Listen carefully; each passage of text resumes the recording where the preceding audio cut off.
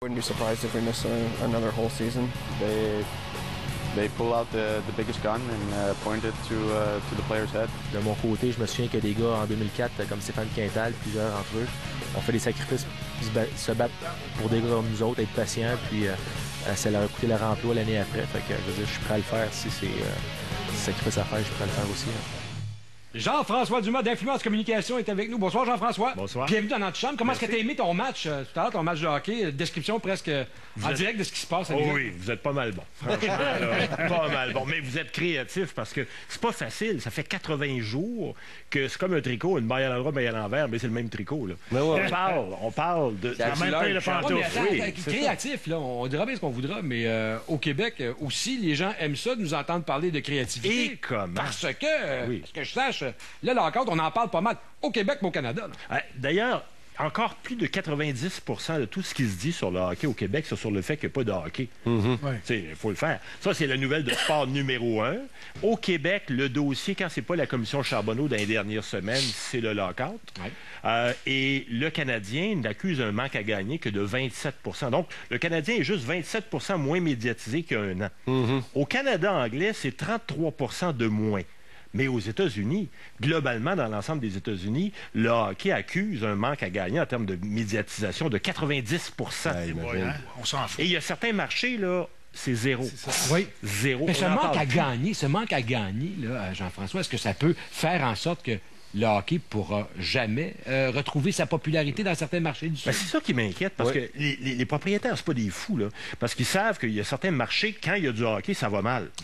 Là, ça fait 80 jours qu'il n'y en a pas, puis l'offre de sport est tellement importante dans certains marchés, le sport universitaire, le football, n'importe quoi d'autre sauf le hockey, que là, maintenant, quand ça va reprendre, maintenant ou cette année ou l'année prochaine, ça va être difficile de reconquérir le cœur des gens.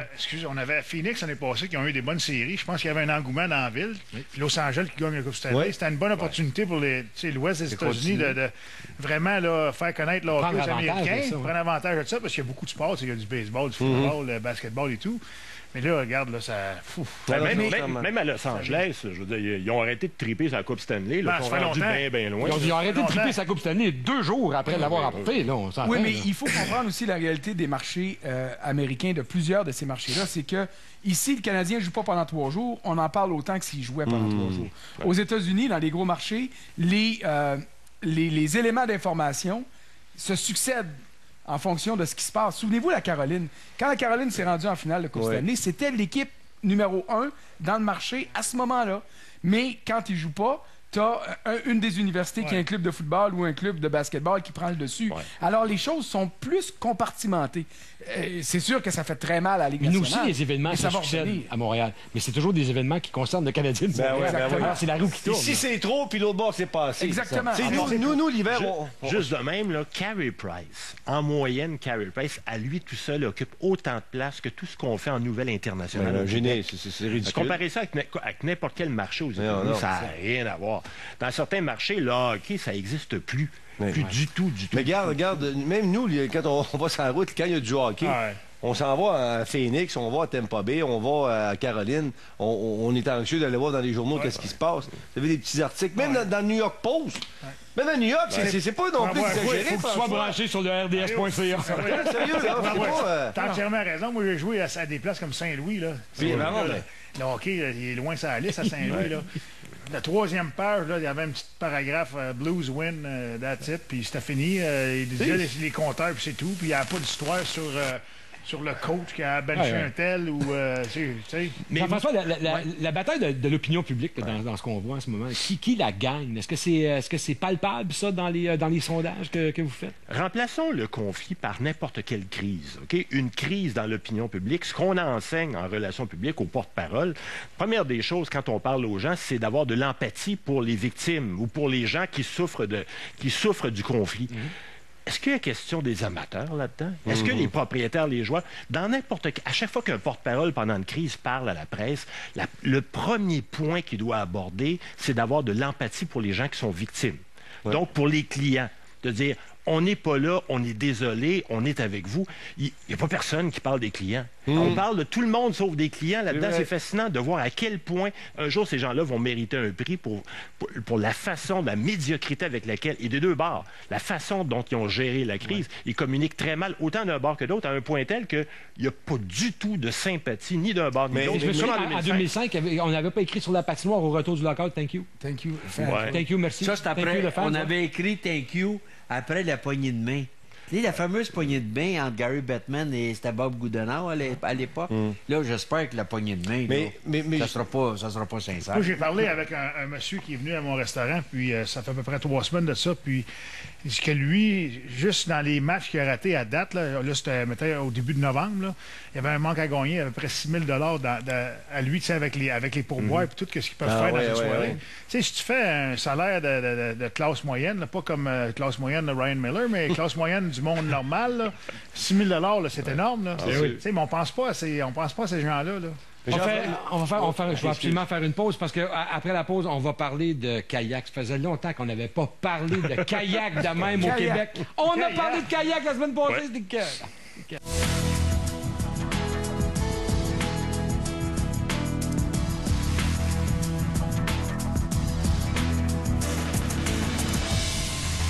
Je l'avais dit qu'il était pour y avoir du kayak. Vous savez, non, mais il y a à peu près une semaine et demie, il y avait un match de la Coupe Vanier qui était présenté à Toronto.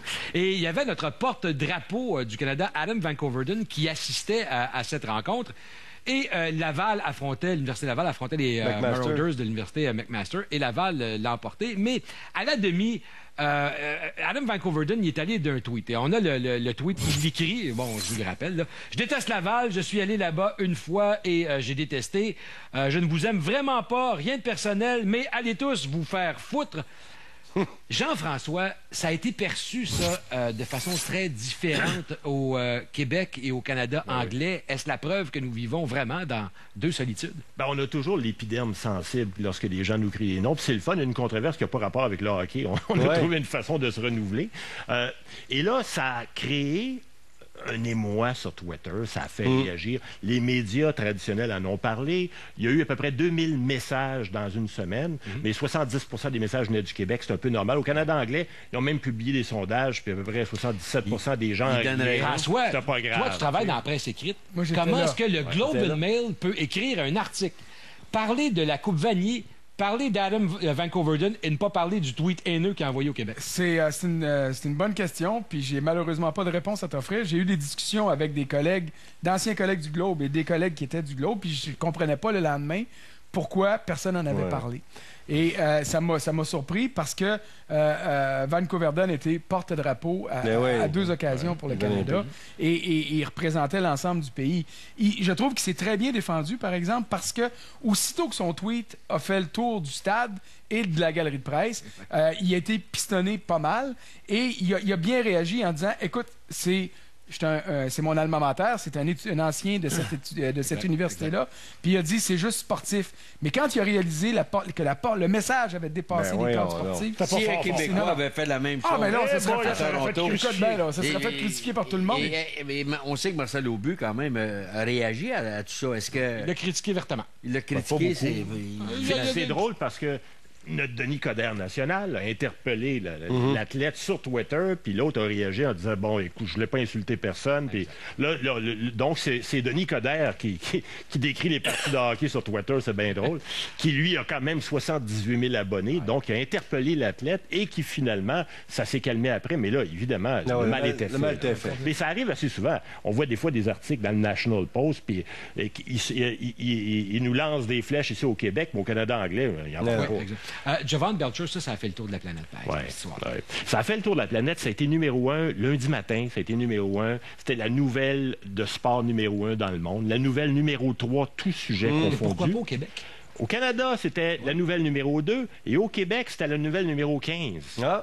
Au Québec, on a une habitude dans nos médias, quand il n'y a pas de Québécois, c'est pas nous autres. OK, ce qui est près, c'est chaud, ce qui est loin, c'est froid. Je vais vous donner un exemple. Les Jeux olympiques de Vancouver, avant que ça commence, toute l'année précédant les Jeux de Vancouver, à l'échelle internationale, il fallait faire un top 10 pour trouver les préparatifs des Jeux de Vancouver. Dans le monde, dans 160 pays. Au Canada, il fallait faire un top 3. Au Québec, tant qu'il n'y a pas eu un Québécois à Vancouver, il fallait faire un top 5000 pour les Jeux de Vancouver. Nos médias travaillent avec le principe de la réciprocité. Il faut se voir dans la nouvelle pour que les médias en parlent. S'il n'y a pas de Québécois, malheureusement, ça n'existe pas. C'est ce qui fait qui explique qu'on fait si peu de nouvelles internationales. Jean-François, il faut absolument que tu me parles de François qui, lui, a vraiment un poids assez... Montre-moi tes doigts, lourd, assez lourd. Tes doigts. C'est lourd. On a fait une analyse que les gens sachent sur les chroniqueurs les plus locaux, ceux qui parlent le plus, qui s'expriment le plus, et on a analysé les médias, pas les médias de sport, les médias généralistes. En général. François est le journaliste de sport, le chroniqueur de sport qui publie le plus. Si François, on prenait juste ses chroniques dans le journal, on mettait tout ça ensemble, on pourrait publier un livre de 2000 pages une fois par année. Wow. Ça, c'est à part Twitter. J'espère qu'il est payé en compte. Mais il y a une affaire, par exemple, c'est que là on vient de découvrir quelque chose pendant l'émission, c'est qu'il tweet pendant qu'il est ici et qu'il est payé par RDS.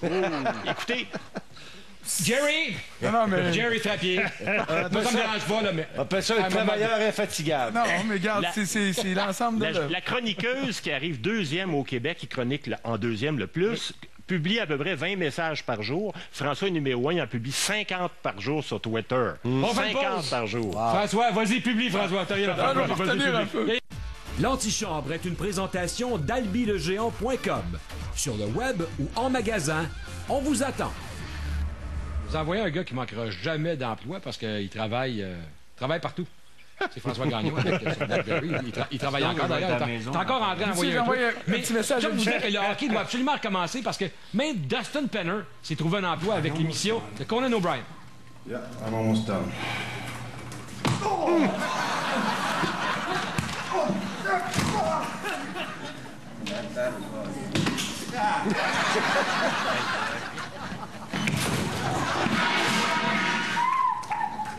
Justin, Conan needs his pie.